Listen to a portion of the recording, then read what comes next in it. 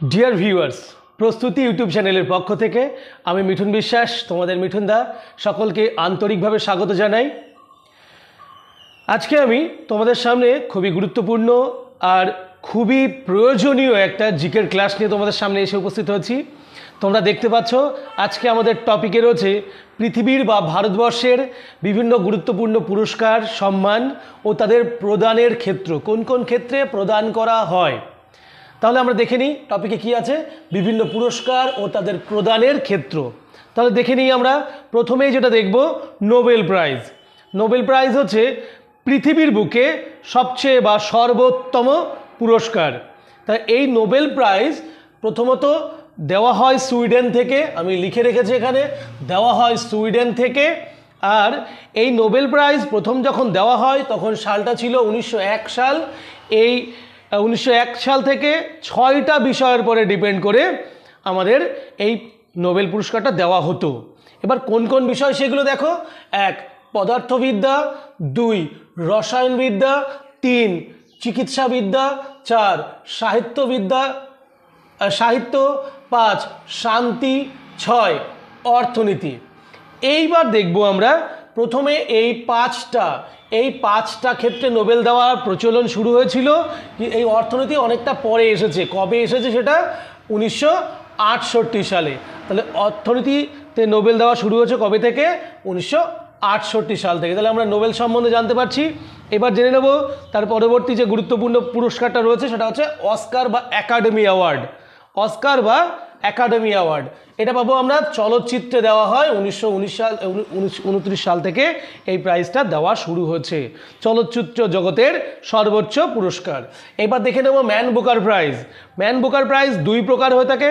একটা man Booker prize যেটা হচ্ছে ইংরাজি উপন্যাসের উপরে দেওয়া হয়, ইংরাজি উপন্যাসের পরে ম্যান বুকার প্রাইজ দেওয়া হয়। আরেকটা man Booker prize international, man Booker prize international যেটা দেওয়া হয় ইংরাজি সাহিত্যের উপরে। এটা ইংরাজি উপন্যাসের উপরে ম্যান বুকার, আর ম্যান বুকার ইন্টারন্যাশনাল হচ্ছে ইংরেজি সাহিত্যের উপরে। এরপরে দেখে নেব পুলিৎজার প্রাইজ। এর ক্ষেত্রটা হচ্ছে 3টে। 1 সাংবাদিকতা, 2 সাহিত্য এবং সঙ্গীত। এই 3টে ক্ষেত্রে আমাদের পুলিৎজার প্রাইজ দেওয়া হয়ে থাকে। তারপরে চলে আসবো গ্র্যামি অ্যাওয়ার্ড।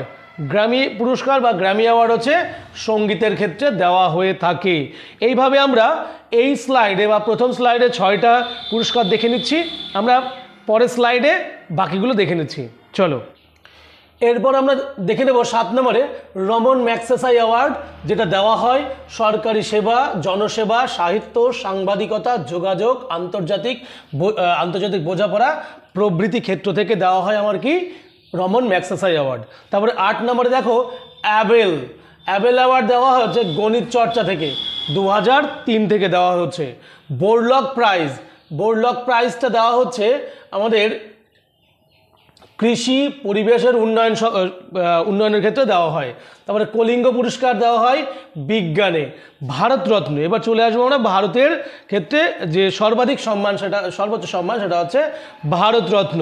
এই ভারতরত্নের সঙ্গে আমি মানে লেস দ্যান চিহ্নতে দেখিয়ে দিয়েছি যে এখানে ভারতরত্নের পরেই আছে যার স্থান, সেটা হচ্ছে পদ্মবিভূষণ, তারপরে হচ্ছে পদ্মভূষণ, তারপরে পদ্মশ্রী। এগুলো দেওয়া হয় কোন কোন ক্ষেত্রে?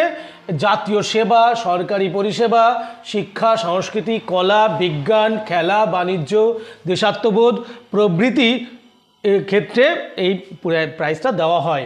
তারপর চলে আসবো দাদাসাহেব ফালকে অ্যাওয়ার্ড দেওয়া হয় চলচ্চিত্রে। ভারতবর্ষের চলচ্চিত্রের সর্বোচ্চ সম্মান হচ্ছে আমাদের দাদাসাহেব ফালকে অ্যাওয়ার্ড। তারপর চলো জ্ঞানপীঠ পুরস্কার আমরা পাবো সাহিত্যের ক্ষেত্রে। জ্ঞানপীঠ পুরস্কার আমরা পাবো সাহিত্যের ক্ষেত্রে। তোমাদের কাছে একটা কোশ্চেন থাকবে যে প্রথম মহিলা হিসাবে কোন ভারতীয় মহিলা প্রথম জ্ঞানপীঠ পুরস্কার পেয়েছিলেন। ওকে, চলে আসি সরস্বতী সম্মান।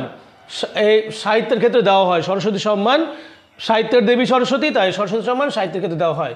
ব্যাস সম্মান, ইনি হিন্দি ভাষার একজন বিখ্যাত কবি, তাই হচ্ছে ব্যাসদেব, সেই ব্যাস সম্মান দেওয়া হয় হিন্দি সাহিত্যের ক্ষেত্রে। নাম্বারে দেখব বাচস্পতি সম্মান, সংস্কৃত সাহিত্যের ক্ষেত্রে দেওয়া হয়। তারপরে কবির সম্মান, সাম্প্রদায়িক সম্প্রীতি। অর্জুন পুরস্কার দেওয়া হয় খেলাধুলার ক্ষেত্রে, এই পুরস্কার দেওয়া হয়। আর দ্রোণাচার্য পুরস্কার সেটাও খেলাধুলার ক্ষেত্রে, কিন্তু খেলাধুলার কোচ বা শিক্ষকদের এই পুরস্কার দেওয়া হয় দ্রোণাচার্য। শান্তিস্বরূপ ভাটনগর পুরস্কার, এটা বিজ্ঞানের গবেষণার ক্ষেত্রে দেওয়া হয়। তারপরে ধন্বন্তরী পুরস্কার দেওয়া হয় চিকিৎসা বিজ্ঞানের ক্ষেত্রে। এই গেল আমাদের পুরস্কার ও সম্মানের তালিকা আর তাদের প্রদানের ক্ষেত্রগুলি। আশা করি তোমাদের ভিডিওটা খুব ভালো লেগেছে। অবশ্যই সঙ্গে থেকো আর লাইক কমেন্ট শেয়ার অবশ্যই করে দিও।